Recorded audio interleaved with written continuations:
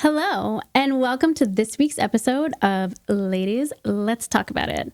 I'm your host, Dr. Denise Jagru. I'm a board-certified clinical specialist in women's health physical therapy.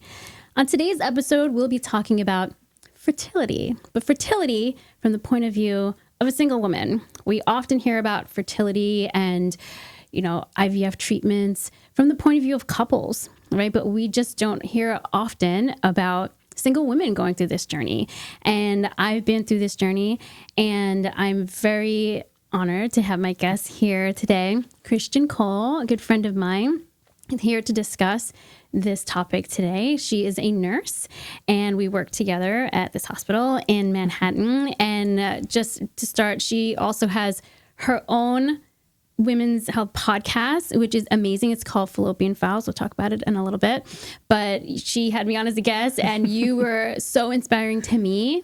And I wanted to also, this has been a dream of mine as well, to have, a podcast where we talk about women's health. And something that I talked about in another episode was that the podcasting space, I read an article this weekend, is dominated by bros. And 65% of podcasts are hosted by men who have male guests, who have white male guests, and they're white male hosts, right? So there's like a whole section like not even being included in these podcasts, but only 35% are hosted by women.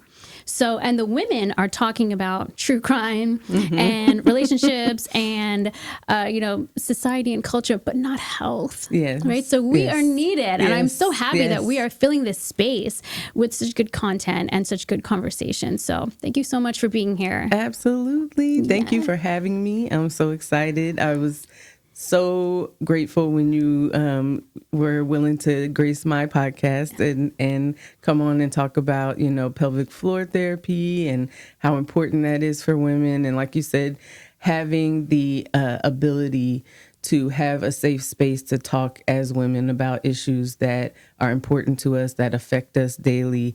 It's so important to have that because it is lacking. It is very much lacking. And so, and especially like you said, for Black and brown women who, we make up a significant part of the population, and a lot of what we go through can end up impacting more than just ourselves, but also the family, the community as a whole. So having more and more shows like this is very important. And so I'm so grateful to be here. So proud of you too. Thank you.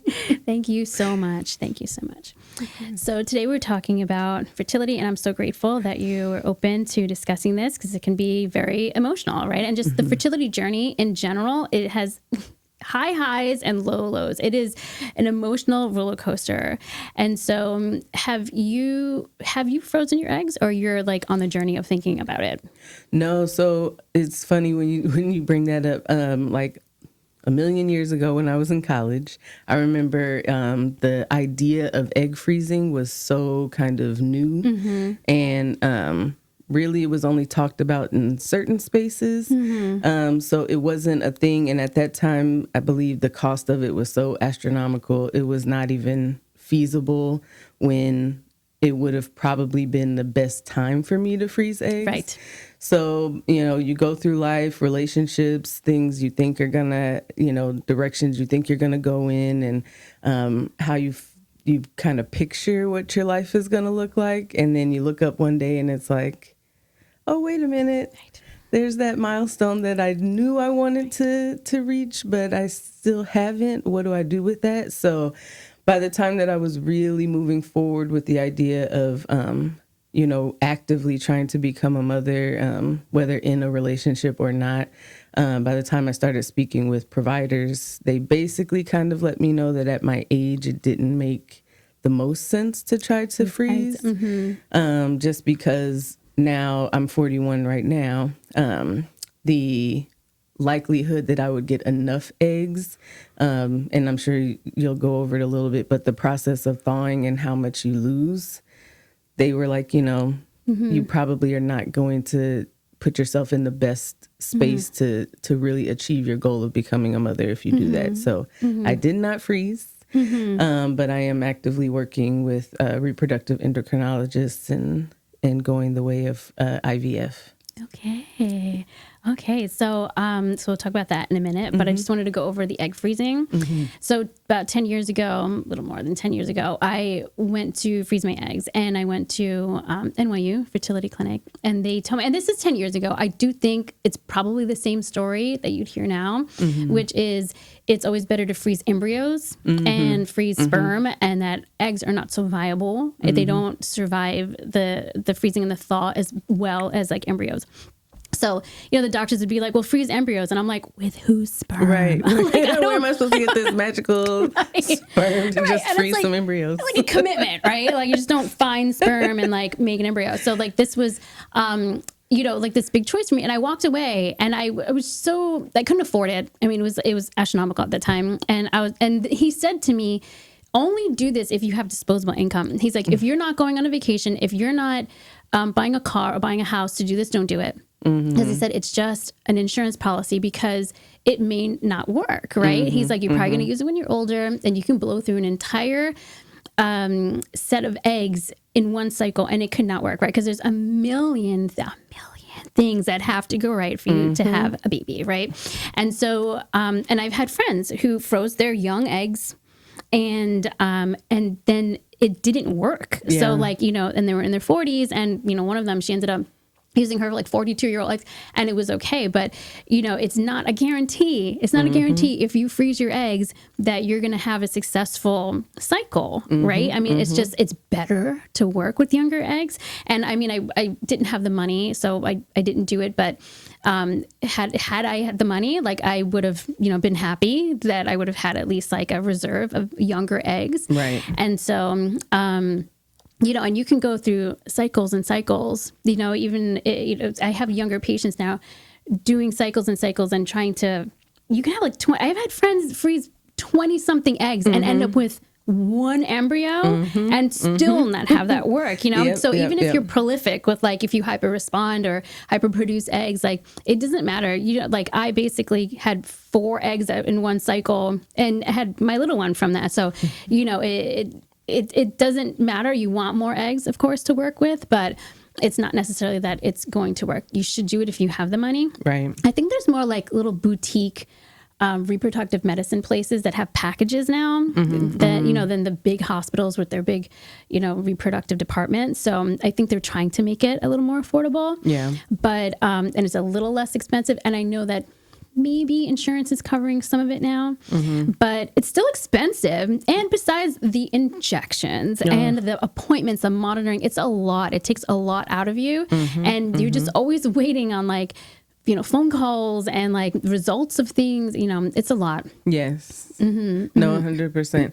And I don't know if you've seen, even with your patient population, I feel like now more and more women who are younger are seeking fertility treatments, not just the egg freezing option, but just even feeling as though they need to start seeing a reproductive endocrinologist for IVF. It seems as though, getting pregnant is becoming more and more difficult these days. I'm not sure quite what's the reasoning behind that, but that's something that I've definitely seen as well. And like you said, we have recently started to see insurance companies be willing to cover more aspects or more parts of the fertility journey, but it's still so much that has to come out of pocket. And if you don't have, like you said, the reserves to be able to do that, not just financially, but also emotionally, mentally, physically, then it can be a lot. So yeah, I mean, you can't just jump into a cycle.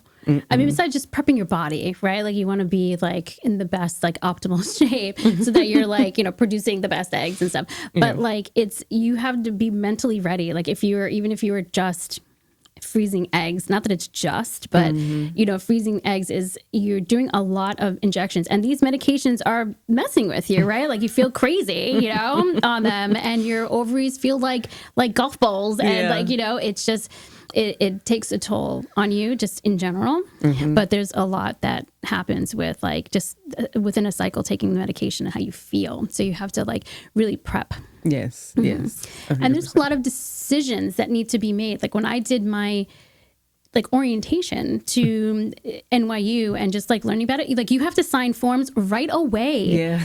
You have to decide what you're going to do with your embryos if they're not normal right away. And you have to decide if you're going to discard them or donate them to research. And like, they want your signature in that moment. And and so everyone else is discussing it with their partner who was at the orientation. And I'm just there by myself. Like, am I making the right choice? Like, you know, it's a lot that you have to decide like in the moment, which is like a lot, you know? No, I agree 100%. I too am actually using NYU. I started with another company, another office, and I do a lot of my healthcare through the NYU system. Same. So I figured it might be a little bit easier. And then also because I know they were in network with my insurance and I could bill my insurance up front, which was huge because the other medical office that I worked with, they operated solely like an out-of-network type of facility.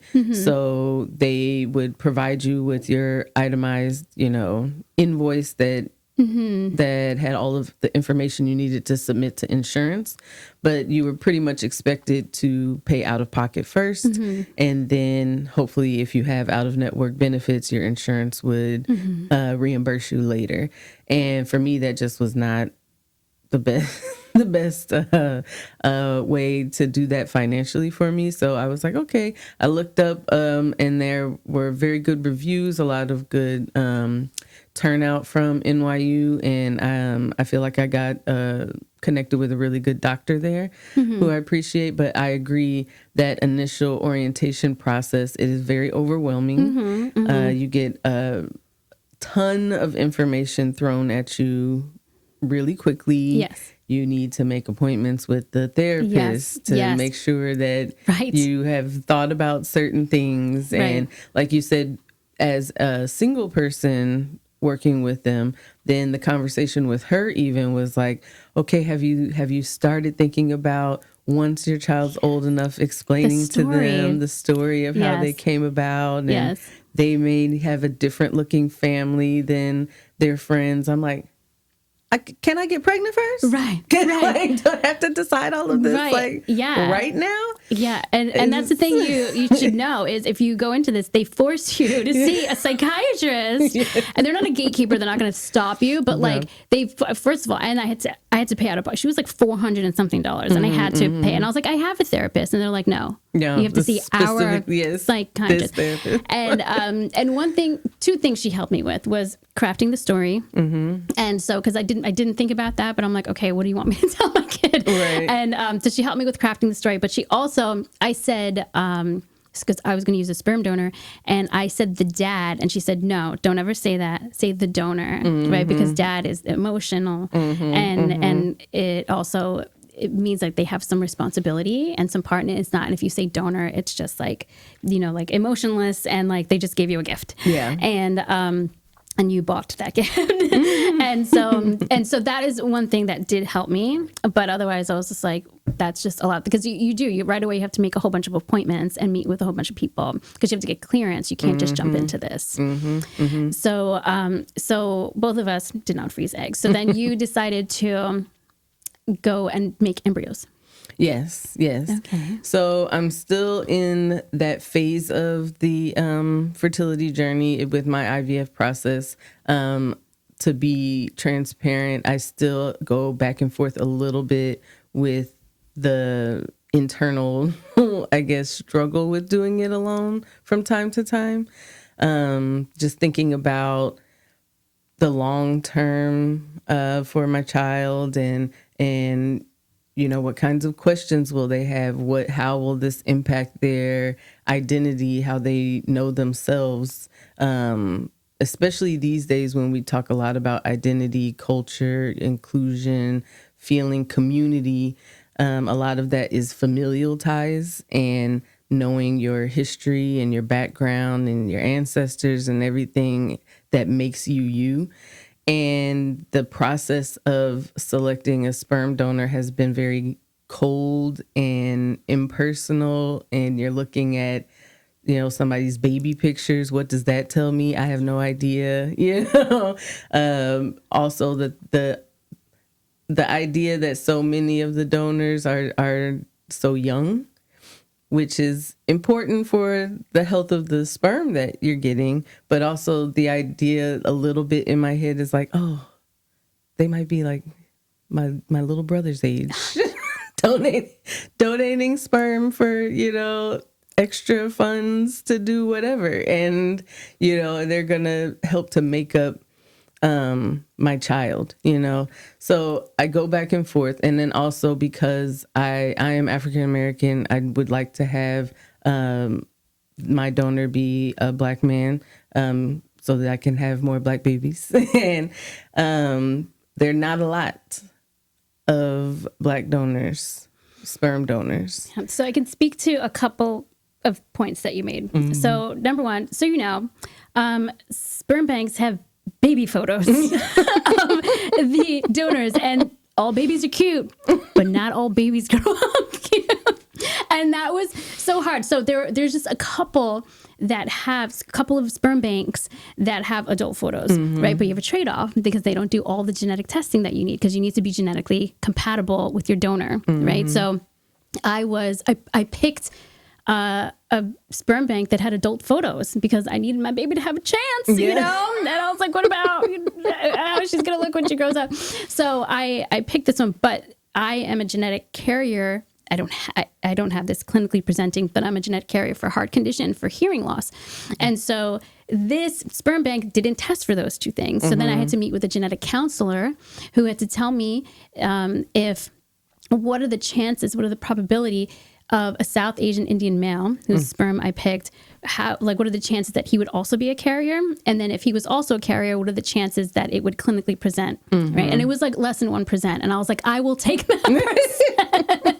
I'll take it. And because the same thing, I wanted an Indian donor because even if the baby didn't look like me, I needed the baby to look like me, right? So I had like 4 choices, and I'm talking about through like 6 sperm banks across the country, because these sperm banks recruit locally through like local universities because they want young men. And it depends on the demographic in the area, right? So, and like Indian men apparently don't donate their sperm. So like I just didn't have choices.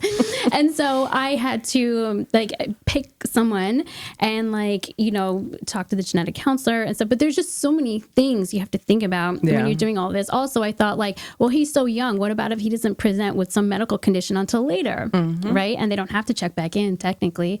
Also, I'm like, what about if he's a murderer? Right? I'm like, what about my kid's gonna have like murderer's genes? And like there was so much of that I had to work through in my head, because in the end, I had a lot of, people talk about this, and we both work at the VA hospital, and I had a female veteran patient who had done it, who had, been a single mom by choice. And she was just like, you will always nurture in the good and nurture out the bad. She's like, don't think about the sperm donor. She's like, your baby is going to be its own entity, right? And you are raising this baby. So like, don't worry, And I will tell you that when my little one turned 3, I started telling her the story, the way I crafted it with the psychiatrist. Right. And there's books that you can get as well. Yeah. And I'll tell you, my baby don't care. Like she does not, she has me, you know, and all the rest of us in her house. And she does not, every once in a while, she'll be like, why don't I have a daddy? But she really doesn't care, because in the middle of me saying well, I didn't find anyone good enough to be your daddy, she'll be like, can I have a snack? Just care.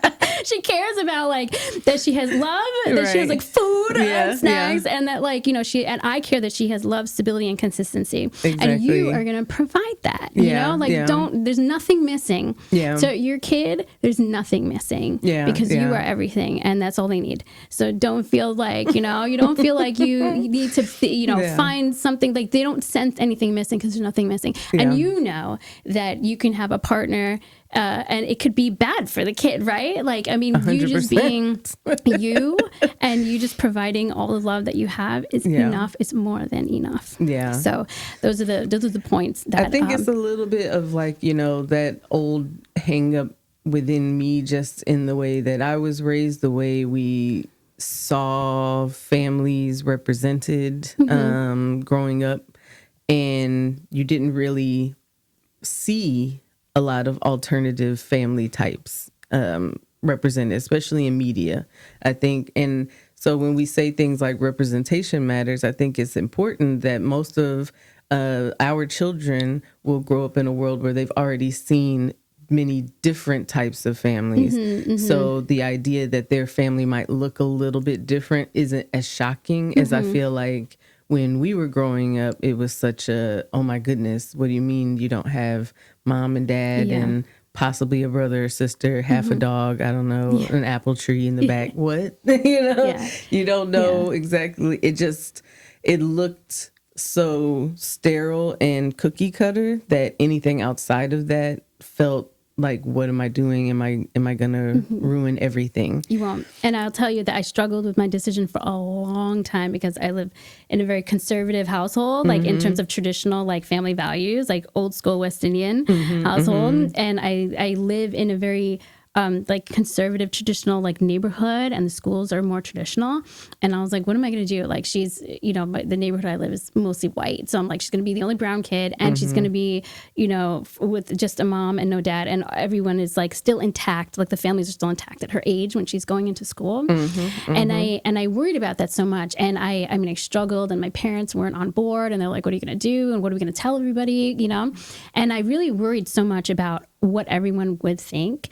And I had this vision, and this is deep because I really think my daughter like sent this vision to me, because I had a vision of myself, and there were two versions of me. And one was, I was like an old grandma, and I was just an old lady. I wasn't a grandma because I decided not to have kids. And I was like standing in a graveyard, like looking at the graves of like all the people whose opinion I led my life to please. Right. And I worried about, and I'm like, and they're all dead. And like, this is the miserable life I led, and they're not even here. Right. And then I had this like other version of myself that I could see where I'm like this happy grandma with like my kids and my grandkids, like all around me. And I'm like, that's the person I want to be. Like when I look back at my life, I don't want to live my life based on people who are not even going to be around for a long time. Like it was my older relatives that I was worried about. And I'm like, what happens when they're not here anymore? And I'm just living this miserable life because I was worried about what they might think. And that was just so powerful. And I'm like, I choose this version of me. And regret is a sour pill to swallow. Oof. You know? And so I was like, I'm not going to regret. And my dad wasn't on board. And I said, I am going to move forward with this. I can't figure out what I'm going to do in the next 5-10 years. But like for right now, I know this is the right next step, and I'm going to do it because I do not want to regret. Exactly. And my little one came along after many years of fertility treatments, and it was the best. Like I couldn't care less what everybody thinks. And like all the people that I worried about, like, love her so much. Like my dad, who was very like, I don't know if this is a good idea, whatever. He sits and he like blow dries her hair and like brushes her hair. Like he just loves her. And like, like she just lights up her house. And I'm so glad that I moved forward with this decision, because like looking back is best decision. And I can't believe I even thought of not having her because of what other people might think. So don't worry about like anybody else's opinions. Don't worry about whatever. It doesn't matter. And like, all the people who I thought would give me trouble, they love her. They love her. And I don't care. I mean, like, I'm happy they love her, but like if they didn't love her, like, So don't worry. Don't worry about it, how it looks, and, not being traditional. Like, if anything, I feel strong. Like, I feel like empowered. Before, I felt like people are going to pity me and be like, oh, she never found anybody, she had to go. People have said that to me. My aunt said that to me. She's like, oh, you had to go this route. I'm so sorry. And I'm like, what? Yeah. I didn't miss a chance to be a mom because I didn't find somebody. Like, I'm empowered by this. And if anything, people who are like in miserable marriages, like kind of look to me and are like, you did the right thing. Yeah. Because they don't have to deal with, I don't have to deal with a guy, like I don't have to account to anybody. Like I'm living like the best version of my life that I could imagine. Well, I will say that I'm blessed that my family and friends you need support. Have all been very supportive. My family, my parents are the only of their siblings who don't have grandchildren yet.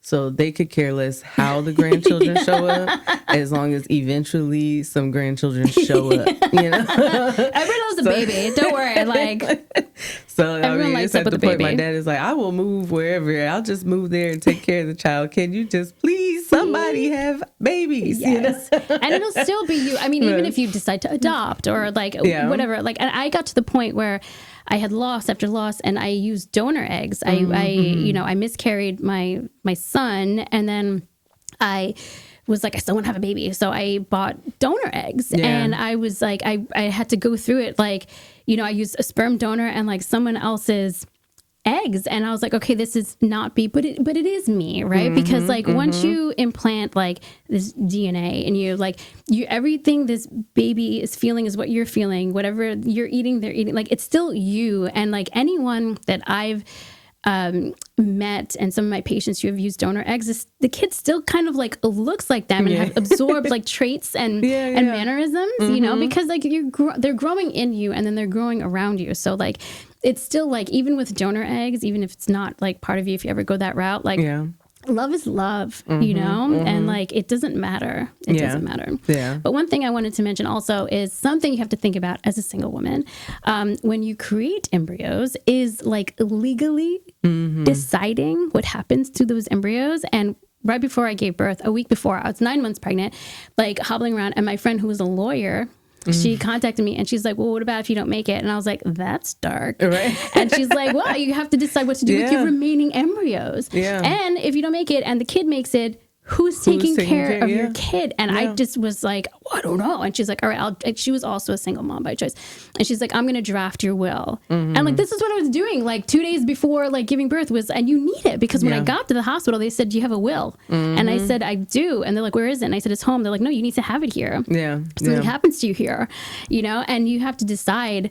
Like one of my friends, she like turned 40, she met this guy and she's like, we're making embryos. And then the next day we're going to a lawyer and you're signing them over to me because like you have to think who has the legal right to them. Yeah. You can't just leave embryos, right? Or like your kid, you have to think about that. And these are things you have to consider as a single woman, going on a fertility journey that couples don't have to think about because it just like automatically goes. Yeah. Yeah. No, that's real. No, 100%. I've started kind of thinking about those things because I'm very big on making sure that people know your wishes, especially end of life wishes. I'm I think you said, but I'm a registered nurse by trade, and I have been a critical care ICU nurse for a majority of my career, but then also with women's health, as of more recently.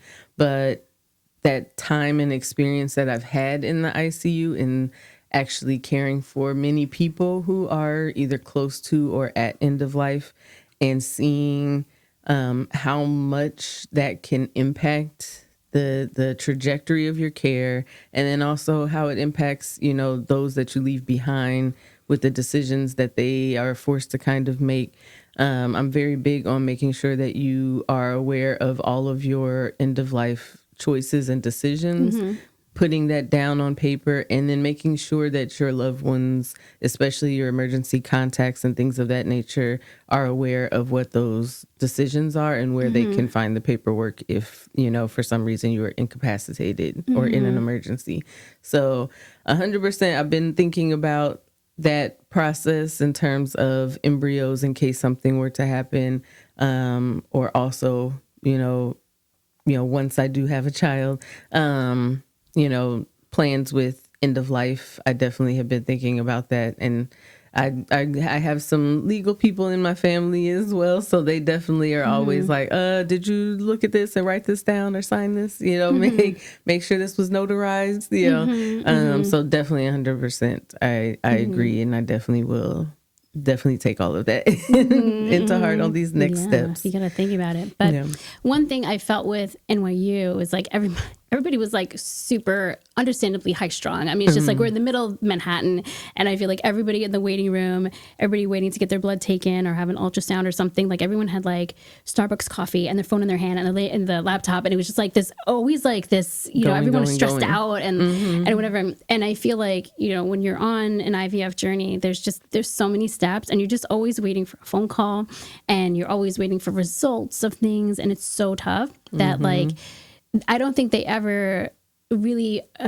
offered a lot of like mental health support and like support groups. Maybe there was a sign in the waiting room or something, but it's so important for you to like take care of yourself when you are going through the process. So, if you're into yoga or meditation or like acupuncture, they do acupuncture for fertility. Like that's something as well. Not, in the city, but they're, stretching, just taking time to focus and not just be on the go, because it's such a tight schedule when you're doing IVF. It's like, the next day, this hour, like when you're doing your trigger shot, it's like 1:26 a.m. You have to do your trigger shot. So, there's a lot of stress and like waiting for results that may not be the results you wanted. So, and how to deal with that, like how to deal with the bad news. I mean, I spent, days crying in the stairwell in the hospital because, I was by myself getting news because I kept it a secret. I didn't want people to know I was on this journey. So like I took all the news, the good news, the bad news by myself, like literally in a stairwell, but making sure you have a support system as you're going through it. And then when you have a baby, you need support, you need family, and friends and whoever is available to help you. Yeah. No, absolutely. I agree. I am here in the city on my own in terms of my family, but I definitely have a good number of friends, chosen family as I like to call them. But, but you said your family would move to you, right? Yeah, they say they would move. Everybody says that until it's time to move. How far away are they? Like other state? So everyone's kind of spread out. So I'm originally from Indiana. I'm a Midwestern girl. So most of my family has left Indiana by now. So it's a lot of them are in Vegas. And then there are a few, my brother and sister, they were at Howard. So they're still in the DC area. Okay. But I'm the only one of my immediate family up here. And as most people who live here know, it's, New York, you either love it or you're like, and majority of my family is like, a few of them love it and have stayed, for longer periods of time. So like my mom, she loves it. She would move back here in a heartbeat. So I feel like I know she would be here. But in terms of everybody else, they might come visit for a little while, but I don't know if they would want to move to New York so much. Gotcha. But if you have a good, support system with your friends, that's important. Yeah. But before we go, I wanted you to talk a little bit about Fallopian Files, your podcast, and just give a plug to that, a little shout out. Oh, well, thank you. So I am the creator and host of Fallopian Files. It is a visual podcast about all things woman for all womankind. You can find me on YouTube or all listening platforms. So definitely if you use Spotify, Amazon, Apple Podcasts, you can find me on there for the audio versions. But the video version is on YouTube. And it is a weekly show where I just discuss different topics, mostly related to women's health for the most part. But we just talk about anything that basically impacts the lives of women every day. So we've discussed a little bit. I am sharing my fertility journey on the podcast. So that is one of the many areas where I feel like I'm taking a leap of faith and being a little more vulnerable to share that with the public. And so, letting people know that I'm going on this journey as a single woman, has been a little, sometimes it feels nervous, but majority of the feedback I have received has been so positive. And there are a lot of people who, like you said, have taken this journey on their own and do feel like they're not represented or that there is no voice talking about what they've gone through or are going through. So discussing it, and even some aspects of it for friends and family of mine who have, like same-sex couples who are going through the IVF journey, and just even watching what I've gone through or talking about what they've gone through and how it is all woven together. A lot of us are going through it. Our family structure might look different, but at the end, we're all trying to create and grow that family. So it's been a beautiful little labor of love doing that. So far, we've talked about, like I said, fertility. We've talked about pelvic floor. We talked about fibroid, uterine health, thyroid health, things like that. So we kind of go through a range of topics. But it has been fun. It's been definitely challenging, learning this side of myself that's more creative, wants to tap into the educator part of myself. Because way before I was a nurse, I taught for a couple of years. That's where I learned that, being an educator truly is a passion and you have to really want it. And so I take my hat off for every teacher, especially the middle school teachers. Okay. Lord help everyone. Okay. So I don't know if you've ever dealt with middle schoolers, but they are a special breed. So, but I knew that, I loved educating and working with people.